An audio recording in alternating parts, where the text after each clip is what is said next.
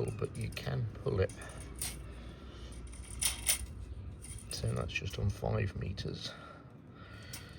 So when I had my 10 meter tape, I pulled it to the 10 meter and I got a feel for what tension was required to get the accurate dimension. But you can see, so you could easily be, certainly over 10 meters, you'd easily be 20 mil out. So yeah, just very gentle pull was required. Here you can see the little jig I made to hold the ends of the rigging wires, and I also had a little slot in it to put in the ends of the tape measures. So this was the other end that I could measure from.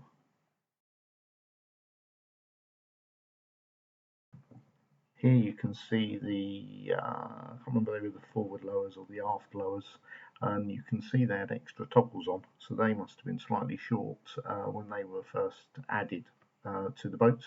But obviously I kept the extra toggles on and I measured to the top of the pin and had my sheets and diagram there, and where they were just very slightly different, like sort of 10, I just measured sort of the middle distance on the basis that then that would average out and be the correct. Once all the measuring had been done about 3 times, both in millimeters and in feet and inches, so I could cross-reference them, I then set about sort of getting on with some more physical work, such as taking the base out of the mast step out of the mizzen mast. I didn't want to hit it with an impact gun and strip things off, so I got out the old brace and bit after I'd left it soaking with some GT80, which I think is the best penetrating oil, and they came out quite well actually. Once I'd got the foot out of the base of the mizzen mast, I was able to, with some pulling and pushing, shall we say, get the sheaves out of the foot of the mast, and I gave them plenty of lubrication. Then I realised I'd put grease on, so I took them all out, cleaned them all up, and put them back in with a little bit of anti-seize on the pin, and sprayed them with Teflon lubricant, and that seemed to work really well. Really pleased. One of the more disappointing jobs to find to do was by the lower diamonds. There was a stainless steel tube that went through to help support the tangs that held the rigging, and they'd caused a bit of corrosion. So I made some 2 or 3mm stainless steel, not stainless steel, aluminium plates up and riveted them in place. I was actually quite pleased with the finished results, and seemed pretty strong. And now it's back on the boat. The rigging's sort of tightened up quite nicely, and quite happy with that repair. Trouble is, once you start doing jobs, where do you stop? So I thought it was time for a newfangled LED navigation light on the top there. Can't remember the make. I'll pop it on the screen. One of the benefits of going for the LED navigation lights was obviously the reduced current. Therefore, I could put thinner wires up the mast. So I took out the heavy old 3-core cables, which weren't tinned. Because of the lower current, I could put in some nice proper tinned 3-core, which I was pretty pleased with actually. And then I hooked it up. There's a little connector there for the different for anchor light and the tricolour, so you could change it, take it on and off, but I still had to find a way to solder it all together, but we managed it, so that was quite good. A little bit of a diagram there to show you your switches and stuff. I was quite pleased with that actually for the money. Instead of the sort of £700. I did then put it all together. I set it up in the garage at night time, and so I could have a sort of walk down the road and see what it looks like. I also set up the old tricolour as well with its incandescent bulb, and as you can see, there is negligible difference when we walk down the passes, when we walk down the driveway.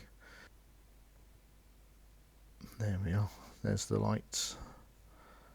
So I wasn't million miles away, but what I wanted to see was that they were of a sort of similar brightness, so I was happy with that. So once I was happy with testing the light, it was time to fit it, and Buddy thought he'd come down and help, so I thought I'd include this picture, even though we lost him soon after this picture was taken actually. So he was still quite happy to come down though, sniff all the boats, sniff all the bollards, wee over a few of them, and then let me tuck him up in the van to keep him warm while I went out in the cold and worked. Not sure who had it right. But anyway, we carried on and got the wires fitted. So pulled those up through the mast, and then sort of lots of soldering and heat shrink and all of those sorts of things to get it connected up. And took a 12-volt battery down so I could make sure it all worked, all functioned. And there is a funny story to this, which I will relate a bit later. The main mast had conduits in for the cables, which I used to replace the VHF antenna, the tricolour mastheads, anchor lights, LED lights, and I also replaced the steaming light and deck light with LED lights as well. The mizzen mast though didn't have any conduit or anything, but still had a couple of halyards that went inside it. So I got some 15mm PVC tube and some plain unions, and as you can see I superglued those together and put those up inside the mast, and used those as conduit to feed the cables down for an active antenna I fitted onto the mizzen mast.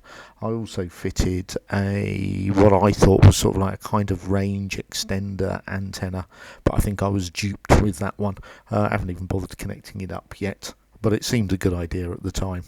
You can see here I'm threading it through, and I went backwards and forwards several times. Can't remember why. I think it's because the conduit was moving down inside the mast, so I just needed to push it back up and then carry on feeding the wire in.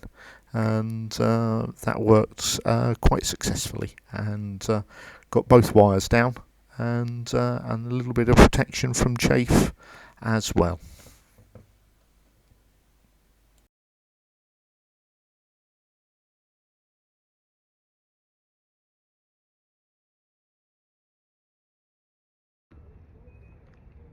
Hooray! We have masts up, and they even look moderately parallel in this from here. Cool. Lot still to do, but big step forward. Hooray! Let's go and have a beer, because it's New Year's Eve as well. Take care everyone, Happy New Year's Eve. That was actually a whole lot of work, so thanks for watching my little video. I'll follow it up with a summary one and setting up the rigging and taking her for a test sail, and I'll give a conclusion what I thought worked and what didn't work, and I'll go from there. But I'll do that next time. For now, I don't want to make this too much of too long a video. Thank you for watching. Thanks for your time. Please can you give us a like and subscribe? Would really appreciate it. Other than that, take care of yourselves and have a good time. Cheers.